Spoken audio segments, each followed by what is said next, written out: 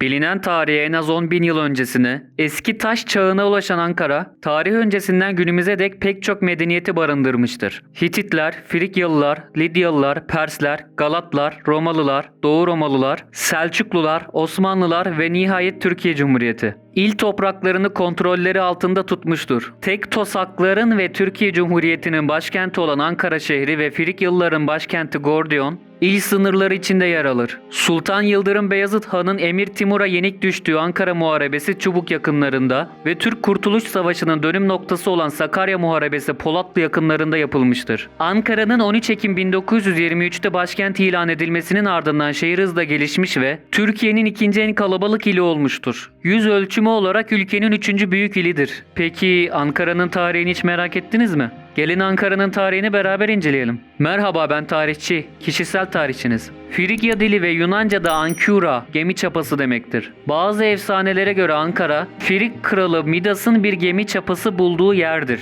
Büyük İskender'in Doğu Seferi sırasında Ankura'ya M.Ö. 333'te geldiği kayıtlara geçmiştir. 2. yüzyıla ait ve Ankara'daki Anadolu Medeniyetleri Müzesi'nde sergilenen bazı paralarda gemi çapası figürü bulunmaktadır. Roma İmparatoru Gallienus döneminden kalan Ankira sikkesi, Ankara adının çapadan geldiği efsanesini yansıtıyor. Frikler, Galatlar ve Romalılar tarafından Ankura olarak bilinen şehrin adı, Latin harfleri ve batılı kaynaklara Ankira ve Enkira olarak geçti. Kentin adı, Türklerin Anadolu'ya gelmesinden sonra Ankara, Engürü ve Engüriye olarak değişime uğradı. Batı dillerine de Angora olarak geçti. 16. yüzyıla ait çeşitli resmi Osmanlı evraklarında Ankara adı geçmektedir. Türkiye Cumhuriyeti Devleti, 28 Mart 1930'da yabancı ülkelerden Türk şehirleri için Türkçe adların kullanılmasını resmen talep etti. Bu tarihten sonra Posta İdaresi Angora olarak adreslenmiş mektupları Ankara'ya ulaştırmadı. Böylece zamanla Ankara adı evrenselleşti. Anadolu'daki ilk fosil primat kalıntıları Profesör Doktor Fikret Ozansoy tarafından Ankara'nın Kızılcahamam ilçesindeki Sinaptepe'de bulunmuştur. 10 milyon yıl öncesine ait ve Ankara maymunu olarak da bilinen bu kalıntılara Ankaropithecus metai adı verilmiştir. Ankara ilinde keşfedilmiş en eski tarih öncesi kalıntılar eski taş çağına kadar uzanmaktadır. Bu döneme ait çeşitli eserlere Gavurkale, Ergazi, Ludumlu ve Maltepe'de rastlanmıştır. Bunlar dışında Ankara'nın Polatlı ilçesinde M.Ö. 3000 yıllarına ait insan yerleşimlerine rastlanmıştı. Hint Avrupalı bir kavim olan Hititler M.Ö. 1660 M.Ö. 1190 Anadolu'ya boğazlar yoluyla gelmişlerdir.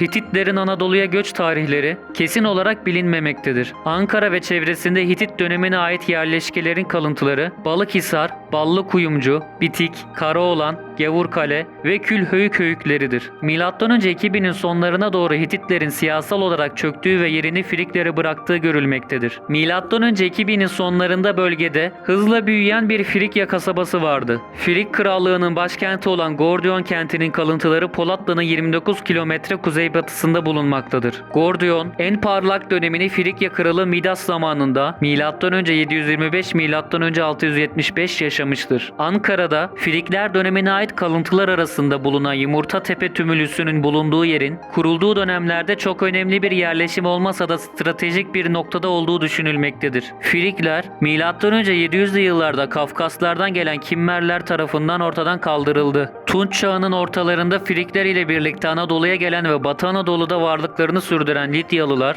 Friklerin ortadan kalkmasını fırsat bilerek bugünkü Ankara ilini de kapsayan Kızılırmak yöresini ele geçirdiler. M.Ö. 7. yüzyılda Anadolu'ya hakim oldular ve 140 yıl hüküm sürdüler. Lidyalıların sikkeyi icat ettikleri kabul edilir. Lidyalılar döneminde Anadolu'da ticaret gelişmiş, tahıl üretimi, hayvancılık, zeytinyağı ve şarap üretimi ilerlemiştir. Orta Anadolu'nun ana ulaşım yolu üzerinde bulunan Ankara'ylı toprakları da bu gelişmelerden istifade etmiştir. Medler ve Perslerle savaşan Lidyalılar, komşuları Ahameniş Pers hükümdarı Kiros ile M.Ö. 547'de Kızılırmak kavsi içinde yaptıkları savaşı kaybederek tarih sahnesinden silinmişlerdir. Persler, M.Ö. 545'ten itibaren Anadolu'ya egemen olarak Anadolu'daki Helen kültürüne son verdiler. M.Ö. 5. yüzyılda Herodot, Pers İmparatorluğu'nun ordu, ticaret ve posta hattı olarak kullanılan Kral Yolu'nun Ankara'dan geçtiğini yazar. Kral Yolu, Efes'te başlıyor, Sardeş şehrinden Lidya'ya doğru Gordiyon, Ankira ve Kızılırmak'tan geçerek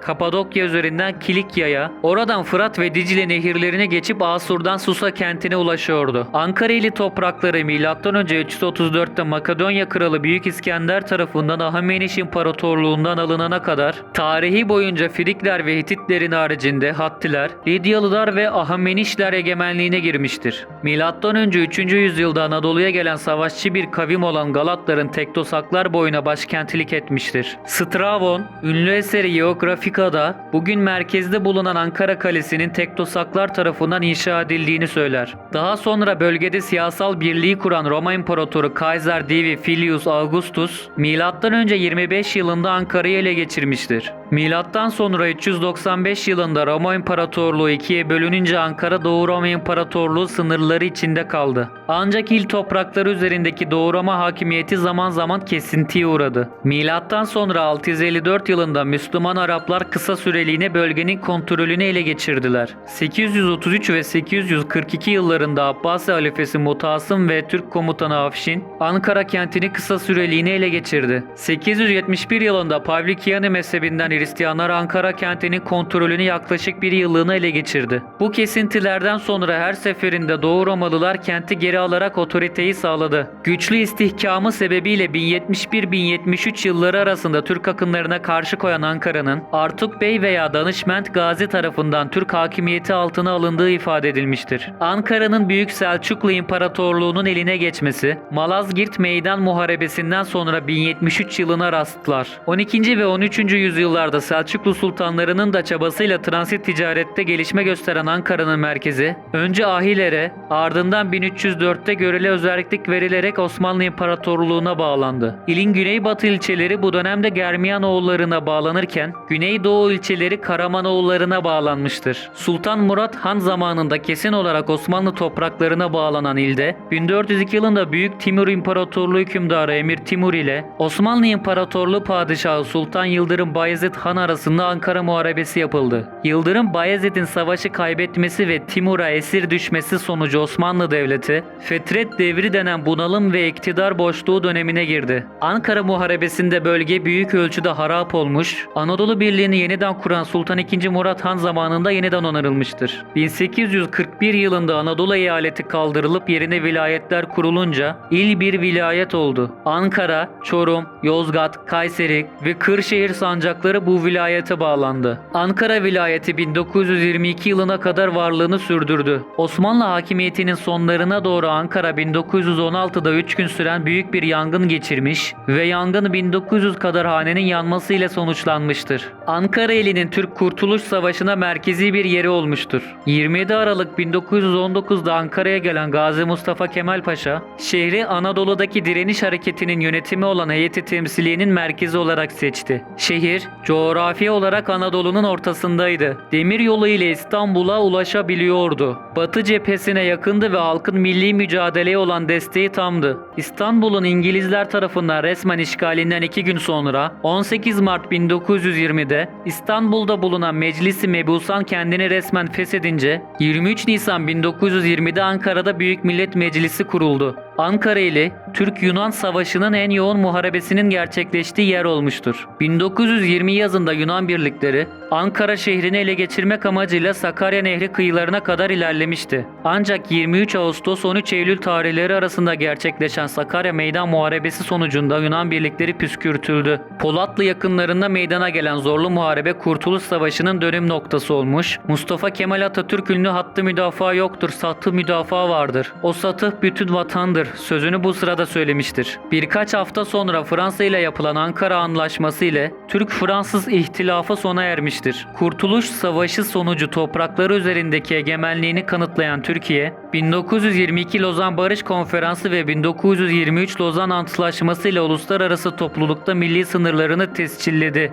ve bağımsızlığını onaylattı. Türkiye Büyük Millet Meclisi 13 Ekim 1923'te Ankara ilinin merkezi olan Ankara kentini başkent ilan etti. Ankara, 1984 yılında çıkarılan 2972 sayılı kanun ve 195 sayılı kanun hükmünde kararname sonucu İstanbul ve İzmir ile birlikte büyükşehir unvanı kazandı. Aynı yıl çıkarılan 3030 sayılı kanun ile büyükşehir ve ilçe belediyeleri statüleri netleşti. Başlangıçta 5 ilçe Ankara Büyükşehir Belediyesi'nin sınırlarına dahil edildi. 2004 yılında çıkarılan 5216 sayılı kanun ile Büyükşehir Belediyesi'nin sınırları valilik binası merkez kabul edilerek yarıçapı 50 kilometre olan dairenin sınırlarına genişletildi. Bu sınırlar içinde kalan 16 ilçe, büyükşehir ilçe belediyeleri haline geldi. 2012 yılında çıkarılan 6360 sayılı kanun ile 2014 Türkiye yerel seçimlerinin ardından Büyükşehir Belediyesi'nin sınırları il mülki sınırları oldu. Ankara ili Osmanlı İmparatorluğu'nun çökmesine kadar Ankara vilayeti sınırları içindeydi. 13 Ekim 1923'te Ankara şehrinin Türkiye'nin başkenti olmasının ardından ilde nüfus hızla artmaya başlamış ve buna bağlı olarak yıllar içinde ilin idari yapısı değişime uğramıştır. Çankaya 1936 yılında Ankara Merkez ilçesinden ayrılmış ve yeni bir ilçe haline gelmiştir. 1953 yılında Altındağ ilçesi kurulmuştur. Etimeskut 1968 yılına kadar kaza olarak kalmış, daha sonra Ankara şehrine ait bir mahalleye dönüştürülmüştür. 1990 yılında ise ilçe yapılmış ve belediye teşkilatı kurulmuştur. 1983'te bir grup yeni ilçe daha oluşmuştur. Evvelden Altındağ ilçesine ait olan Keçiören, Çankaya'ya bağlı bir mahalle olan Mamak, 1923'ten beri bir kaza olan Gölbaşı ve daha evvel bir kaza olan Sincan. Bu ilçelerden Sincan, 1988'de Ankara Büyükşehir Belediyesi sınırları içine alınarak metropol ilçe konumuna getirilmiştir. Evvelden birer kasaba olan Kahramankazan 1987'de, Akyurt 1990'da ve Pursaklar 2008'de Ankara ilinin yeni ilçeleri olmuştur. Bu süreç içinde Ankara iline bağlı bazı bölgeler de ilden kopmuştur. 1989'a kadar ile bağlı olan Kırıkkale ilçesi,